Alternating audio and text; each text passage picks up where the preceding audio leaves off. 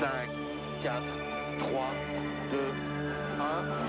50, gauche 20 pour droite 25.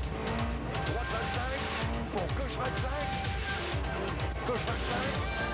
Droite 25 moins sur gauche 30. 25 moins sur gauche 30. Bienvenue dans Champions 98, numéro 41 de cette 5e saison. Nous sommes à Charleroi, sur la place du Manège, pour le Lotto Bianchi Rally 1998.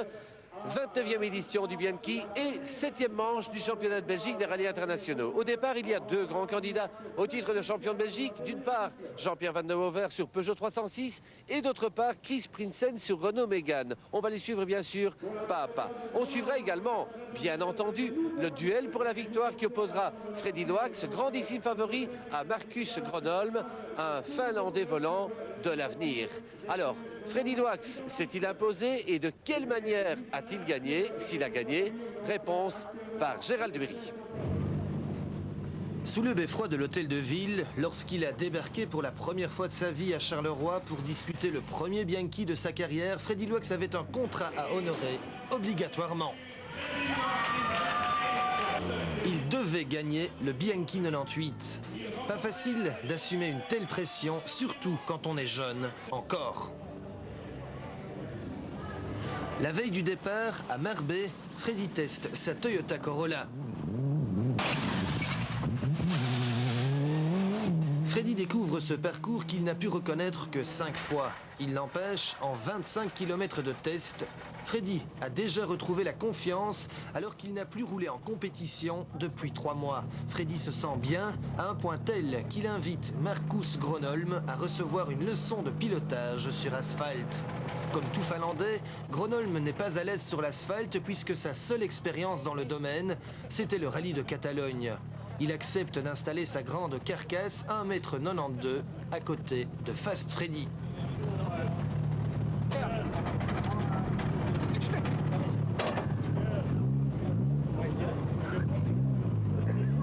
Situation absolument étonnante, le grand favori refile des conseils à son grand rival.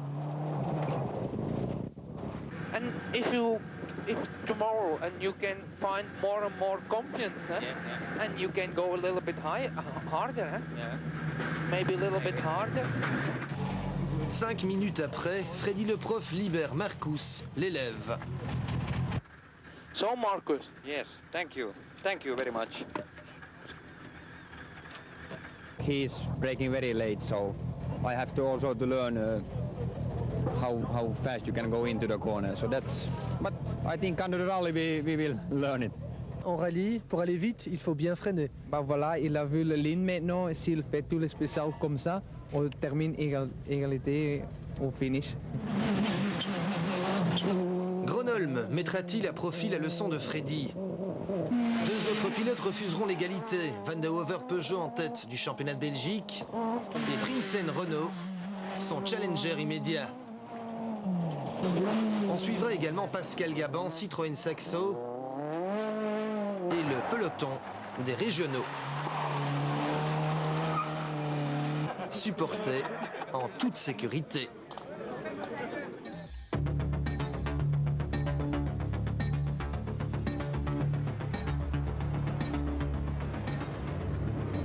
Vendredi soir, Loax quitte le parc fermé du Palais des Expos de Charleroi. Un autre Loax vient lui souhaiter bonne chance. C'est le Verviétois David Loax, déjà nominé 2 fois cette année comme meilleur espoir du rallye. Freddy, David Loax, même nom. Oui, même nom, à peu près le même speed, donc c'est pas mal. Hein. C'est un chouette compliment, David. Hein. Ouais, c'est un très chouette compliment, surtout venant de la part de Freddy, et je le remercie beaucoup.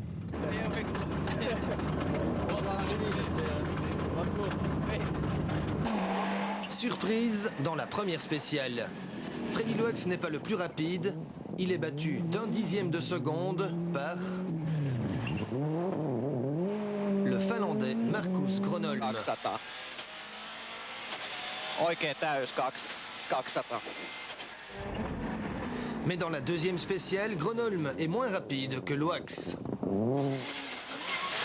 Oikein täys 100. Vaseri helppo. Voici Freddy en tête avec 3 secondes d'avance. On a bien roulé, on n'a pas fait de faute. c'est sûr que ça peut retrouver le rythme, mais ça marche bien. I'm braking too much. It's coming smoke up from the brakes after the finish. Freddy Loax est donc en forme, son homonyme verviétois David Loax est lui aussi bien parti. À bord de sa petite Renault Clio, il est 7e au général, une belle performance. Malheureusement, sa crémaillère de direction va casser. Le Bianchi m'est vraiment maudit. La première année, on abandonne dans la première spéciale. Et ici, la deuxième année, dans la deuxième spéciale. Dans 27 ans, je crois que je serai bon pour finir le Bianchi. Non, c'est vraiment dommage. En lutte pour le titre de champion de Belgique Inter, Chris Prinsen et sa Renault Maxi Mégane signent le premier meilleur temps des deux roues motrices.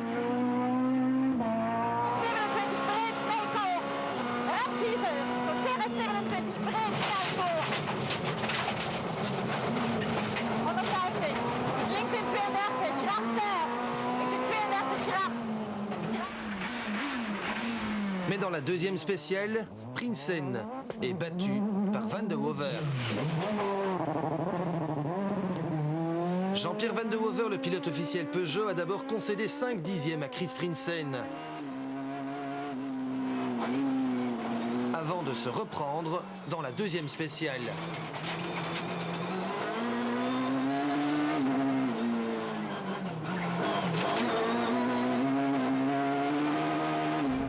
Signant le meilleur temps, il prend la tête des deux roues motrices pour 3 secondes.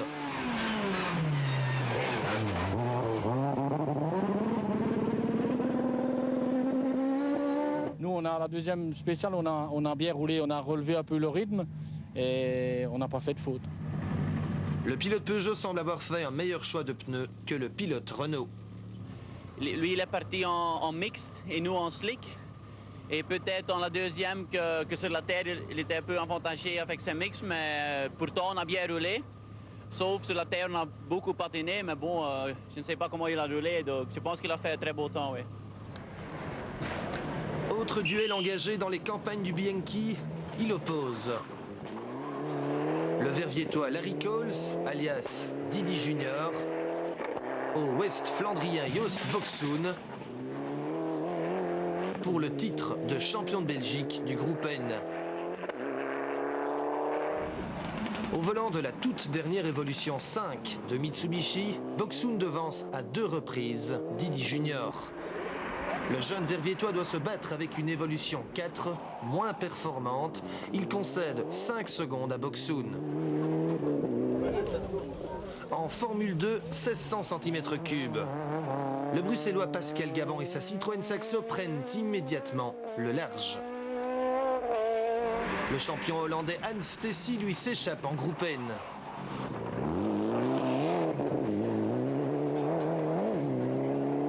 Au volant de la Mazda de Gabi Gudezon, le Limbourgeois Chris Van Woensel est 5e.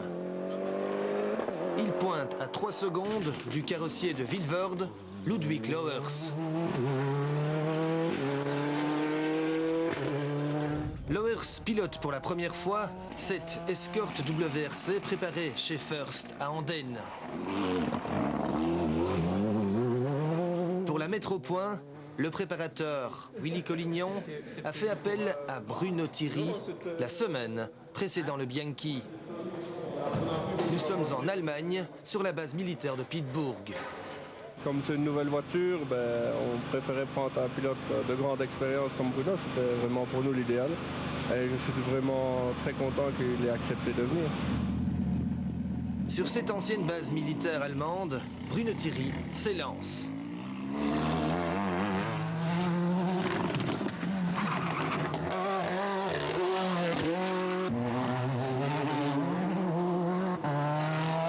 Ça a l'air d'aller. Vous savez, la base est bonne. Je crois que Willy Collignon a fait de l'excellent travail. Ludwig Lauwers, l'élève, s'installe à côté de Bruno Thierry, le professeur.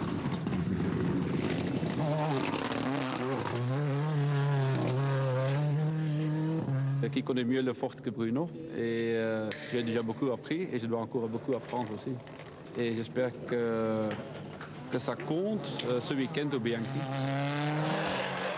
Ludwig Lauwers, on va le retrouver au lieu dit des Trois Arbres à Ragny, où la voiture ouvreuse, pilotée par Olivier Lefief, passe sans encombre.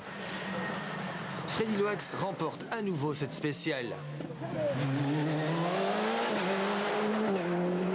150 even links afvoor. En 50.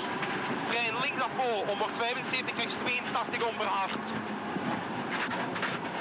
Om 50 links 62 diep couperen.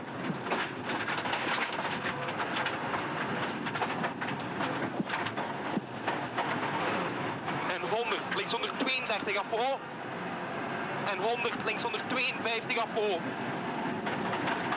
Om 50 even rechts langs, sluit naar 122 over top.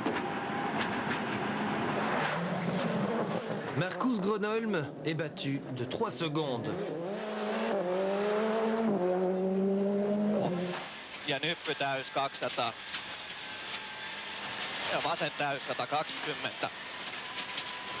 Vasen täys miinus 100 ja oikein nopea soralle. 8.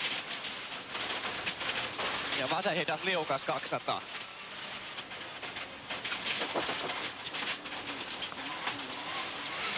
Vasen helppo 150.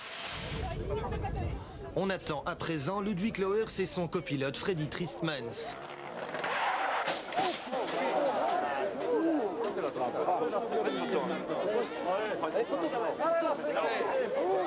Lauwers a manqué son freinage. Van de Hover passe. Mais la spéciale est neutralisée.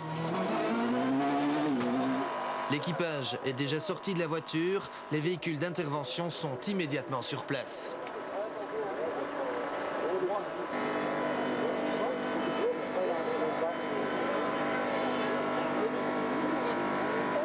Au moment que je freine, la voiture commençait à bouger fort avec le cul. Et elle est gauche-droite, et on a vraiment plus rien à faire. On a pris de l'arbre frontal. Alors c'était vraiment un choc terrible. On peut être content qu'on a tous les deux, pas plus. Quelle vitesse? Je pense quand même on a quand même tapé à 150 à l'heure. Heureusement, il y avait un talus devant l'arbre. Oui, ça c'est la chance que l'arbre était un peu sur un talus, parce que le talus a jeté la voiture à haut. Et comme ça, on a pris le choc le plus sur le protège-carter. Et c'est pour ça qu'on a tous les deux mal au dos, parce qu'on a eu le choc vraiment sur le dos. Au terme de cette première journée, le jeune Dinantais Arnaud Close rentre sa petite Corsa dans le top 10. Les disques de frein de Didi Junior sont rouges. À force de retarder ses freinages, le Verviétois est 9e. Il n'a concédé que 6 secondes 8 à Joost Boksoen. 7e, Pascal Gabans se cherche encore au volant de sa toute nouvelle Saxo.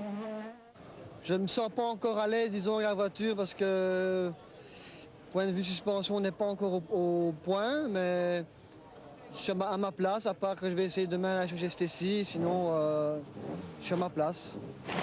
L'objectif de Pascal Gabans est donc Hans Stécie, 20 secondes devant lui.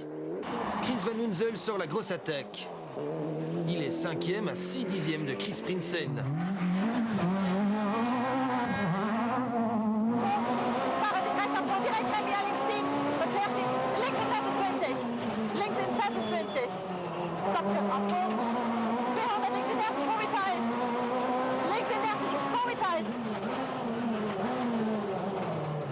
Prinsen doit se livrer à fond pour d'une part résister à Van Hunzel et d'autre part essayer de revenir dans le sillage de Jean-Pierre Van de Hover, son grand adversaire pour le titre inter. On se base sur chaque spécial, chaque mètre de chaque spécial et Jean-Pierre aussi. Et c'est fantastique, comme ça on apprend à rouler vite, c'est fantastique. 5 secondes devant, Jean-Pierre Van de Hover est à fond lui aussi.